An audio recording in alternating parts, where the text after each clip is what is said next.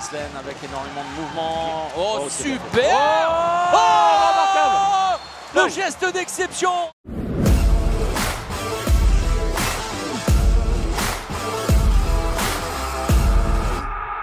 Bonjour à tous, bienvenue dans le débrief, je suis ravie de vous retrouver. Après la petite pause internationale, on va faire ensemble le tour de l'actualité handball en moins de 5 minutes. Et on commence tout de suite avec la victoire de Montpellier face à Nîmes, victoire 33-23. Les Montpelliérains ont surclassé leurs voisins nîmois dans tous les compartiments du jeu. Un premier derby pour Baptiste Bonnefond sous le maillot vert, un dernier pour Michael Guigou qui ne restera pas franchement dans les annales. Les Montpelliérains ont notamment été très solides en défense et c'est important la défense, comme nous l'explique le très souriant Diego Simone à l'issue du match. Oui, parce que c'est pas que de faire la faute, on intercepte des ballons, on aide aussi les gardiens et c'est des choses que peut-être on faisait pas avant et je crois que maintenant que la saison est passée, on commence à se connaître, à parler plus entre nous et je pense que ça c'est très important la communication dans son équipe. L'autre carton du week-end, c'est la victoire de Créteil face à Limoges 24-32 et à Beaublanc, qui plus est. Les Cristoliens n'ont pas fait dans la demi-mesure et si vous voulez les secrets d'une large victoire, écoutez donc Boïba Sissoko. On a très bien débuté, on a vite creusé l'écart. Bon, on a eu un petit temps faible, mais ça fait partie d'un match.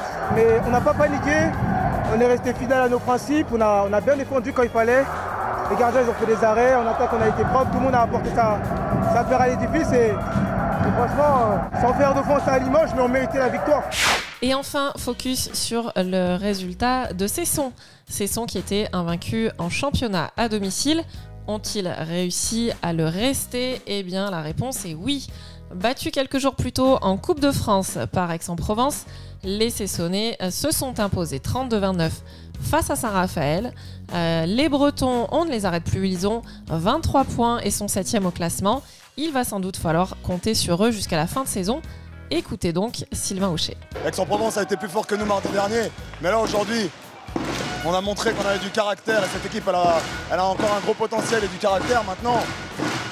Voilà, la saison n'est pas finie, il reste encore des matchs, mais nous on ne connaît pas encore ce truc au classement où tu as 21 points en février. Moi je suis habitué à jouer le maintien et à attendre le dernier match de championnat pour savoir si on est maintenu. Alors on ne sait pas trop comment le prendre.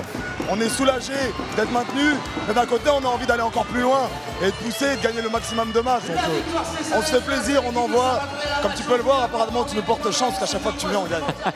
Je vous laisse découvrir les autres résultats de la journée avec notamment la précieuse victoire de Saran face à Dunkerque 28-27, celle de Nantes face à Chartres dans les derniers instants 40-36 et le match nul de Chambéry à Aix-en-Provence 26 partout. Au classement, regardez, Nantes est désormais seule deuxième devant Aix et Montpellier et en bas de tableau, Nancy et Istres ferment la marche. En Pro League, c'était chaud bouillant du côté de Tremblay avec Valence qui décroche un match nul au buzzer.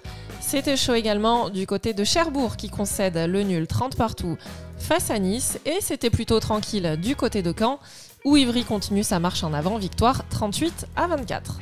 Au classement, ça bataille toujours fort dans la course au play-off et en bas de classement, Valence semble avoir pris le bon chemin pour se maintenir.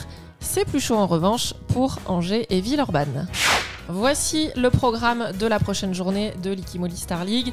Et moi, je vous le dis, il va y avoir des surprises. On commencera dès jeudi soir avec Dunkerque qui recevra Limoges à 20h à suivre sur LNH TV. Et dans le week-end, Créteil s'attaque à Nantes, Istres se déplace à Montpellier et on terminera avec le star match du week-end dimanche à 17h sur Beansport avec les Parisiens qui reçoivent Aix-en-Provence. Voilà, c'est terminé pour aujourd'hui. Je vous retrouve la semaine prochaine, même heure, même endroit. Et je vous souhaite une très bonne semaine.